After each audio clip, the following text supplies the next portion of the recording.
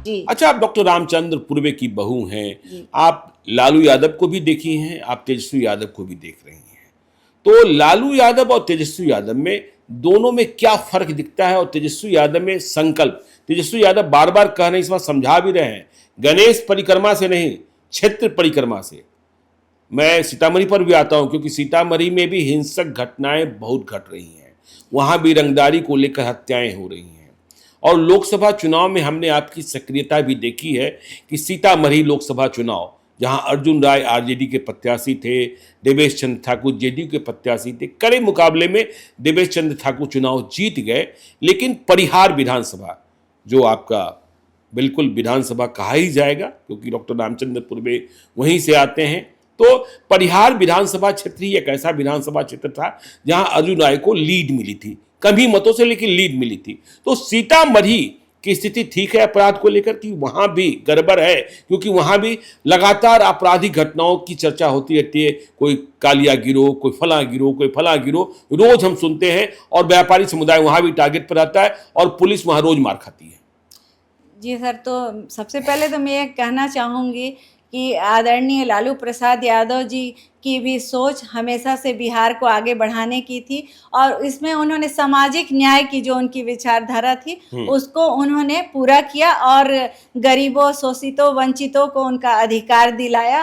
और उन्हीं की सोच को आगे बढ़ाते हुए हमारे नेता, भविष्य के मुख्यमंत्री श्री तेजस्वी प्रसाद यादव जी ने भी उसमें सामाजिक न्याय के साथ साथ उन्होंने उसे आर्थिक न्याय को भी जोड़ दिया, आर्थिक न्याय को भी जोड़ दिया है। और वो चाहते हैं कि बिहार को हर दृष्टि से संपन्न बनाए। और आपने बात की सीतामढ़ी की, तो ये मैं आपको बताना चाहती हूँ कि लोकसभा इलेक्शन के समय में सीतामढ़ी का जो परिहार विधानसभा क्षेत्र है, जो आपका क्षेत्र, जहाँ की वोटर आप हैं, जी वहीं की वोटर हूँ मैं। और वहीं की मैं आपको बताना चाहूंगी कि परिहार विधानसभा की बहू भी मैं हूँ। परिहार विधानसभा की बहू भी हैं। तो मैंने वहाँ पर लोकसभा चुनाव के समय में जमकर मैंने मेहनत किया था। ऐसे तो मैं हमेशा वहाँ की जनता से मेरा भावनात्मक जुड़ाव शुरू से रहा है, और मैंने इस बार पूरे जमकर मेहनत की थी। और इसका परिणाम ये रहा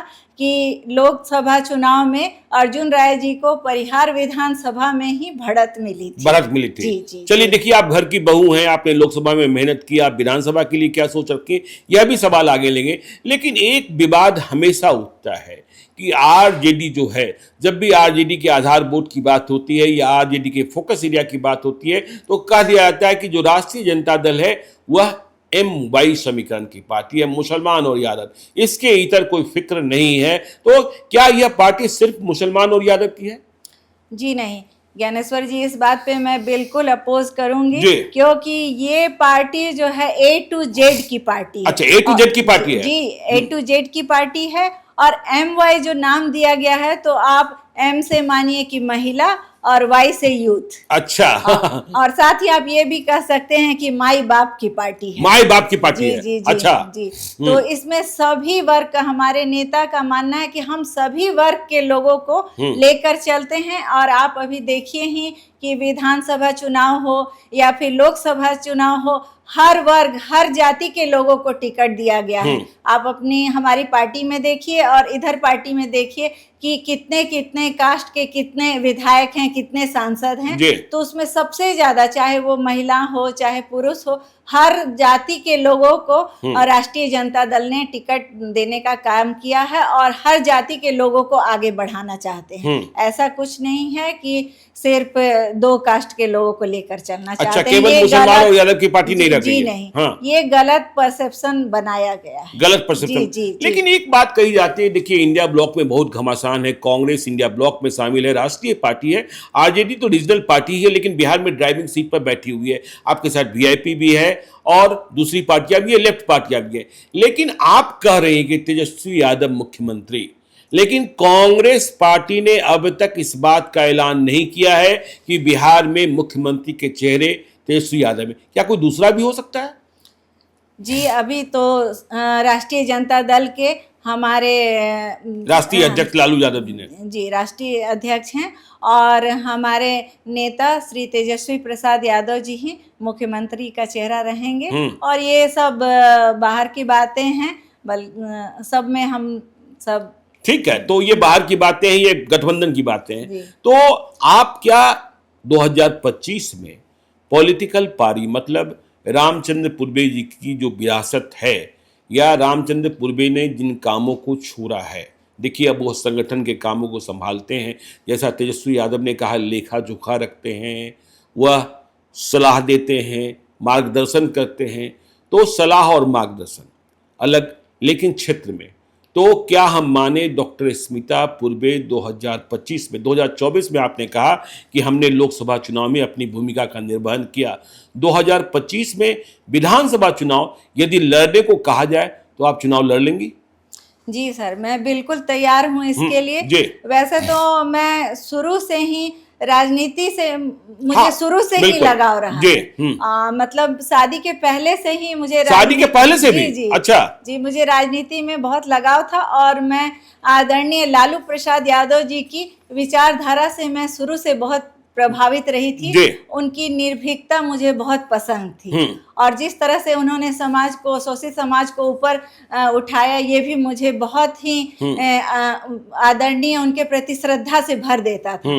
और इत्तेफाक देखिए कि मेरी शादी भी एक राजनीतिक घराने में हुई। बिल्कुल। और जब मैंने यहाँ पर मैं शादी होकर आई तो डॉक्टर रामचंद्र पूर्वे जी जो कि मेरे ससुर हैं, तो उन्हें मैंने देखा कि वो दिन रात जनता की सेवा में लगे रहते हैं और वो जनता की सेवा में लगे ही रहते हैं, साथ ही संगठन के प्रति जो उनकी कर्तव्य निष्ठा है, उनकी ईमानदारी है और लगभग 40 सालों से जो वो एक ही विचारधारा से जुड़े हुए समाजवादी, जी, समाजवादी से जुड़े हुए थे और लालू जी के साथ उन्होंने शुरू से जो हैं वो अब तक हैं और उनकी यही सब पलटू राम नहीं बने डॉक्टर रामचंद्र पूर्वे। जी, कभी नहीं, सत्ता के लिए उन्होंने कभी समझौता नहीं किया। क्योंकि सत्ता जो है उनके लिए सेवा का माध्यम था, मतलब शासन करना नहीं था उनके लिए। क्योंकि अगर वो शासन करना चाहते तो वो भी पार्टी चेंज करके इधर से उधर जा सकते थे, परंतु नहीं, उन्होंने, उनकी जो विचारधारा थी वो अभी तक उनकी कायम है और आगे भी रहेगी। तो ये सब बातें मुझे बहुत प्रेरित करती थी। फिर साथ ही मैं देखती थी, मैं आपको बताना चाहूंगी कि जब मैं शादी होकर आई उस समय मंत्री थे हमारे पापा जी, तो जो हमारा घर था वहां पर जो बंगला हमें मिला हुआ था, सरकारी बंगला, जी, तो वहाँ कमरे बने हुए थे मरीजों के रहने के लिए। बिल्कुल, उसको मिनी अस्पताल कह सकते हैं पटना में। हाँ, जो सीतामढ़ी और परिहार से लोग आते थे। जी, हमारे विधानसभा क्षेत्र के व्यक्तियों के लिए करीब 20 कमरों का हम लोग ने निर्माण कर रखा था और बाकायदा गाड़ी, ड्राइवर और जो पेशेंट आते थे, हाँ, उनको हॉस्पिटल ले जाने के लिए और भी जो अन्य कार्य होते थे, जो उन्हें कठिनाई आती थी, उसके लिए सभी का समाधान हम लोगों ने कर रखा था। सुबह सुबह चाय नाश्ते का प्रबंध हमारे घर के द्वारा किया जाता था। उसके साथ ही मैं ये बताना चाहती थी कि जब सावन होता था तो उस समय हमारे परिहार विधानसभा के लोग काफी संख्या में बाबा धाम जाते हैं, तो एक साथ 4-4, 5-5 बसें आ जाती थी और सभी लोगों के हम लोग नहाने का, नाश्ता पानी का इंतजाम करते थे। इसी तरह जब हज के लिए लोग जाते थे तो उस समय भी सब गाड़ियां आती रहती थी, तो हर कोई के लिए हमारे पापा जी ने इंतजाम करके रखा था। और साथ ही मुझे भी बहुत अच्छा लगता था लोगों की सेवा करना, क्योंकि उनकी आंखों में जो मैं एक प्यार देखती थी, एक संतुष्टि देखती थी, एक अपनापन देखती थी, तो मुझे बरबस उस और समाज सेवा के प्रति मुझे खींच ले गया और मैं भी चाही कि मैं भी अपने क्षेत्र की जनता का मैं सेवा करूं। इसी वजह से मैं राजनीति में आना चाहती हूं और अपने क्षेत्र के लोगों का विकास और उनकी सेवा के लिए मैं इस बार विधानसभा चुनाव